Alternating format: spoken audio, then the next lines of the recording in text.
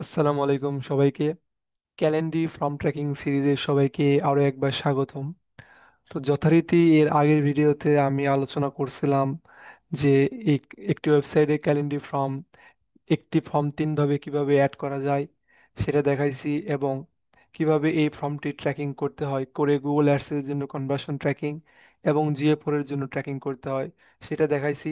আরেকটা ভিডিওতে দেখাইছি হচ্ছে এই যে ফর্মটা যখন কেউ সাবমিট করে, করার পরে যখন তাদের ইমেল দেয়, তাদের নাম দেয় এবং একটা মেসেজ লেখে, অর্থাৎ ইউজার প্রোভাইডেড ডাটা, সেটা কিভাবে ট্র্যাকিং করে গুগল অ্যাডসের ইনহ্যান্স কনভার্সন করতে হয় এবং GA4 এর ট্র্যাকিং করতে হয়, সেটাও আমি একটা ভিডিওতে দেখাইছি। আপনি যদি আমার ইউটিউব চ্যানেলে গিয়ে প্লেলিস্টে থেকে দেখতে পারবেন যে ক্যালেন্ডি ফার্ম ট্র্যাকিং নামে একটি আলাদা প্লেলিস্ট আছে। তো আজকে আমরা ট্র্যাকিং করব আমরা যে ওয়েবসাইটে আরেকটি ফর্ম অ্যাড করছিলাম, অর্থাৎ ক্যালেন্ডি ফর্মেরই আরেকটা ভার্সন বা আরেকটি টাইপ আমরা অ্যাড করছিলাম।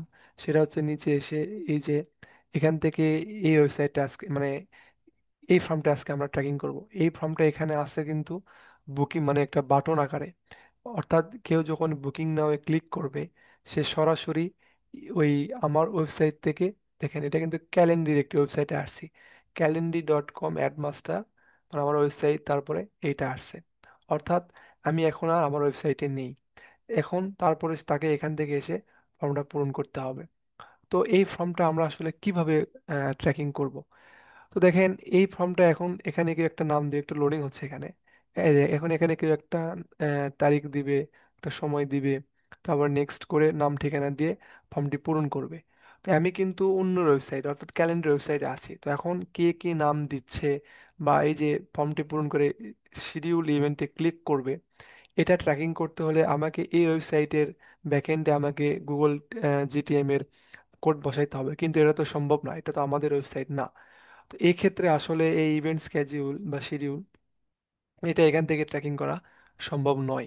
এক্ষেত্রে আমাদের এখান থেকে ট্র্যাকিং করতে হবে শুধুমাত্র আমরা এখান থেকে, অর্থাৎ এই ধরনের ফর্ম যদি ওয়েবসাইটে থাকে তাহলে আমরা শুধুমাত্র কে এই বুকিং নাওতে ক্লিক করছে এতটুকু পর্যন্ত আমরা ট্র্যাকিং করতে পারবো। এর বাইরে যে নাম দিচ্ছে, ডেট দিচ্ছে, এটা আমরা ট্র্যাকিং করতে পারবো না।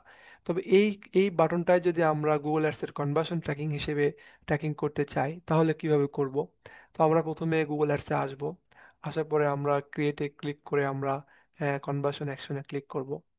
করার পরে এখান থেকে যেটা আসবে ওয়েবসাইটটা আসবে, ওয়েবসাইটে এটা কপি করব আমরা, অর্থাৎ এই বাটন ক্লিকটা আমরা আসলে কনভার্সন হিসেবে কাউন্ট করব।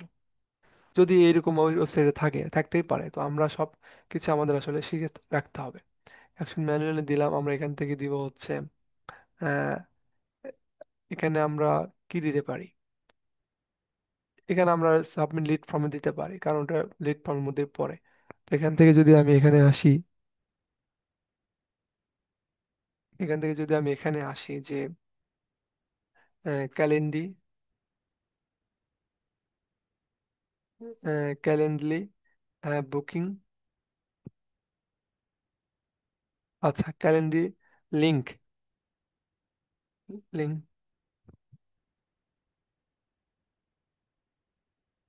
ক্যালেন্ডি link click, CLI link click tracking, link click tracking কিন্তু আমরা ডন্ট ইউজ ভ্যালু দিব।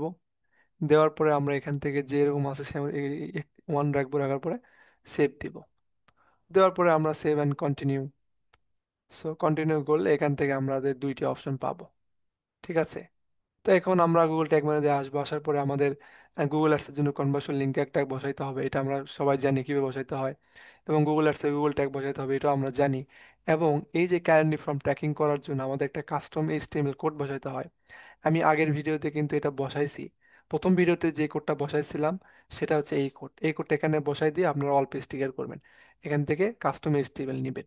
তো এখন আমি এটার জন্য যদি ট্র্যাকিং করি তাহলে আমি এখান থেকে যদি এখান থেকে আমরা প্রথমে তাহলে একটা ভ্যারিয়েবল ট্রিগার তৈরি করব এখান থেকে। এখানে আসার পরে আমরা নিউ থেকে ক্লিক করব, করার পরে এখানে আমরা নিব হচ্ছে জাস্ট লিঙ্ক, সাম লিঙ্ক নিব, নিয়ে হচ্ছে লিঙ্ক ইউআরএল, এখান থেকে কি ক্লিক, এই যে ক্লিক ইউআরএল, ক্লিক ইউআরএল নিয়ে আমরা এখান থেকে ইকুয়াল দিব এটা, হ্যাঁ। ইকুয়াল দিয়ে আমরা এখানে আসবো, আসার পরে এই যে এখান থেকে এটা সিলেক্ট করে রাইট বাটন ক্লিক করে এখান থেকে কপি লিঙ্ক অ্যাড্রেস, এটা কপি করে ট্যাগ ম্যানেজারে এসে আমরা এখান থেকে এটা পেস্ট করে দেব।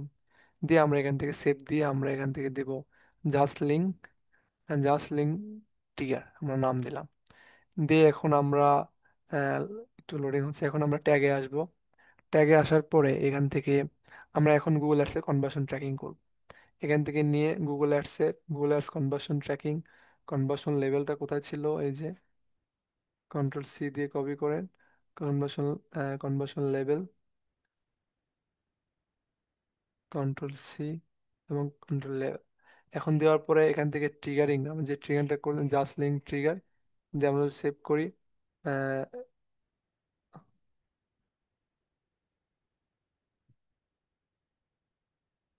জিআরস, সরি, জিআরস ক্যালেন, জিআরস Calendly button link click, link tracking. এখানে আপনি আপনার মতো করে নাম দিবেন আর কি, লিঙ্ক ক্লিক। আচ্ছা, এটা হচ্ছে আমাদের কনভার্সনের নাম। তো এখান থেকে আমি যদি এখন প্রিভিউ করি, তো এখান থেকে একটা জিনিস দেখেন, সেটা হচ্ছে কি, আমি আগে প্রিভিউ করি এটা, এখান থেকে এটাই দিয়ে আছে। আমাদের এটা ছিল হচ্ছে হোম পেজে ছিল ফর্মটা, হোম পেজে আসলাম, নিচে আসি, এই যে দেখেন এখন আমি যদি এখান থেকে এখান থেকে আমি যে বুকিং নাওতে ক্লিক করি এখান থেকে, তাহলে যেটা হবে এখানে একটু লোডিং স্পিড কম আজকে। এখন এখানে যদি আসি, তাহলে দেখেন যে লিঙ্ক ক্লিকের মধ্যে আমাদের জিএস কারেন্ট লিঙ্ক ক্লিকটা ট্র্যাকিং হয়েছে। মানে তাহলে দেখেন আমি কিন্তু শুধুমাত্র ওই যে ওই বাটনে ক্লিক ক্লিক করলো ওইটা পর্যন্ত আমি ট্র্যাকিং করতে পারছি। সে আসলে কখন ফর্মটা পূরণ করবে, কোন টাইমে করবে, নেক্সট করে এরকম নাম ঠিকানা আমি কিছু ট্র্যাকিং করতে পারবো না, কারণ এটা সরাসরি অন্য ওয়েবসাইটে চলে যাচ্ছে। তো এক্ষেত্রে আমার কনভার্সন শুধুমাত্র এই পর্যন্ত হবে। এখন এই কনভার্সন ট্র্যাকিং করে যখন আপনি গুগল অ্যাডস চালাবেন, তখন কিন্তু ওই যে ওই বাটনে কে ক্লিক করছে ওই ক্লিকটা হলেই কিন্তু একটা কনভার্সন ওখানে কাউন্ট হবে।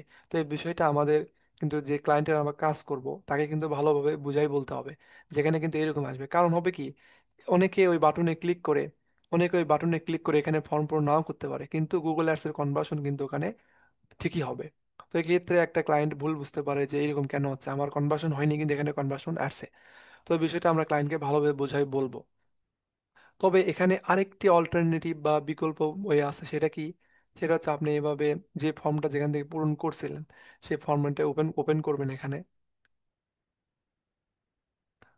ফর্মটা যদি ওপেন করেন, এখানে একটা জিনিস দেখেন, এখান থেকে ক্লায়েন্ট যদি চায় যে না এরকম হয়েছে, তারপরে আমি কি নাম ঠিকানা দিচ্ছে একদম শেষ পর্যায়ে, অর্থাৎ ইভেন্টে ক্লিক করলে যে কনভার্সনটা হয়েছিল আমরা আগের বের দেখছি ওইটা আমি ট্র্যাকিং করতে চাই, তাহলে ক্লায়েন্টকে এখান থেকে বলতে হবে যে ইন্টিগ্রেশন এবং অ্যাপসে এসে আসার পরে এখান থেকে অ্যানালিটিক্সটা, এই যে অ্যানালিটিক্স গুগল অ্যানালিটিক্সের সঙ্গে এটা গো টু সেট আপে ক্লিক করতে হবে। তবে এখান থেকে ফ্রি ওয়েবসাইটের জন্য এটা করা যায় না, কারণ এটা একটি পেইড, মানে একটা সার্ভিস চার্জ আছে। এইটা অ্যানালিটিক্সের সাথে করলে, এটা যখন এখান থেকে সেট আপ করবেন এই ক্যালেন্ডার ফর্মের সাথে অ্যানালিটিক্স, তখন এই ওয়েবসাইটে এখান থেকে যখন ক্লিক করে যখন আপনার এখানে একজন ইউজার আসবে, সে কি নাম ঠিকানা কি দিচ্ছে সব কিছু ট্র্যাকিং করে গুগল অ্যানালিটিক্সে এখানে আপনার রিপোর্ট দেখাবে, তখন আর কোনো প্রবলেম হবে না। এই একটা ওয়ে।